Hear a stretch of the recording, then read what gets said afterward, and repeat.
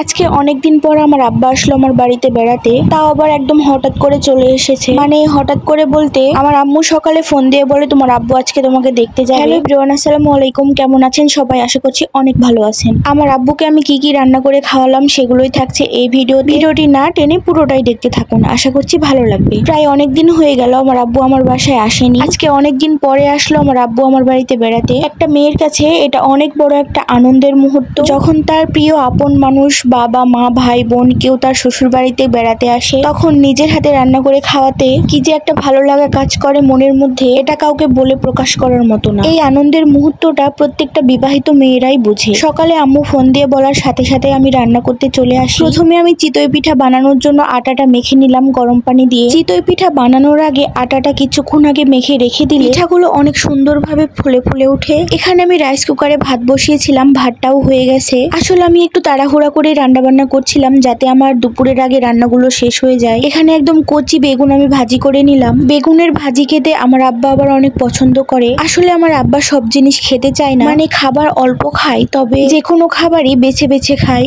যেমন আমার আব্বা কোনো বড় মাছ খায় না বললে ভুল হবে, তবে খুবই অল্প পরিমাণ খায়। আমাদের বাড়িতে ফ্রিজে বড় মাছ ছোট মাছ সবই আছে, কিন্তু আমি কোনো ধরনের মাছই আজকে রান্না করব না, কারণ আমার আব্বা মাছ খেতে একদমই পছন্দ করে না। আমার রান্না বান্না করতে তাড়াহুড়া হচ্ছিল দেখে আমার শাশুড়ি আম্মা বলল পিঠাগুলো আমি মাটির চুলাতে বানিয়ে দিচ্ছি। গরুর মাংস দিয়ে চিতই পিঠা খেতে কিন্তু অনেক ভালো লাগে। দেখতে দেখতে চারিদিকে আকাশটা মেঘে ঢেকে পড়লো, আর কিছুক্ষণের মধ্যে বৃষ্টিটাও শুরু হয়ে গেল।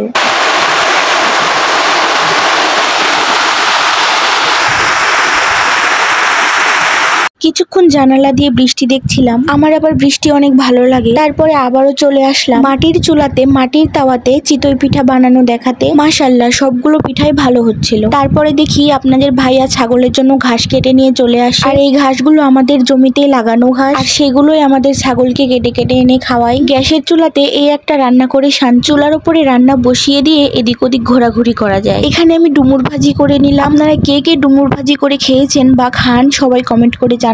আমার আবার ডুমুর ভাজি খেতে অনেক ভালো লাগে। এখানে আমার গরুর মাংসটা রান্না প্রায় হয়েই গেছে। গরুর মাংসটা একটু আলু দিয়ে রান্না করলাম যাতে করে চিতই পিঠা দিয়ে খেতে ভালো লাগে। তারপরে এখানে একটু দেশি মুরগের মাংস রান্না করে নিলাম। রান্না বান্না আমার এখন কমপ্লিট। এগুলো আমাদের চাতালের উপরে পেঁয়াজ রাখা আছে, আর এই পেঁয়াজগুলো করা হয়েছিল আমাদের জমিতে পেঁয়াজের সিজনে। সেই সময় জমি থেকে পেঁয়াজগুলো তুলে নিয়ে এসে একটাও বিক্রি করা হয়নি, এইভাবে চাতালের উপর তুলে রেখে দিয়েছিলাম। যখন পেঁয়াজের দাম একটু বাড়বে তখন বিক্রি করব বলে। এখন পেঁয়াজের দাম মোটামুটি ভালোই আছে, তাই এখন পেঁয়াজগুলো চাতাল থেকে নামিয়ে ভালোভাবে বেছে পরিষ্কার করে বড়গুলো বিক্রি করা হবে, আর ছোটগুলো আবার লাগানোর জন্য রেখে দেওয়া হবে বিছন। পুরো চাতাল ভরা পেঁয়াজ ছিল, অনেকগুলো বিক্রি করা হয়ে গেছে আর অল্প কিছুটা আছে। এগুলো বিক্রিও করব, আবার সারা বছর খাওয়ার জন্য রেখেও দিব। আমার আব্বা আর আমার শ্বশুর আব্বা এদিকে ঘুরতে বের হয়েছে গ্রামের ভিতরে। আমি তো রান্না বান্না শেষ করে বসে আছি আমার আব্বার জন্য কখন আসবে আর আব্বাকে খেতে দিব।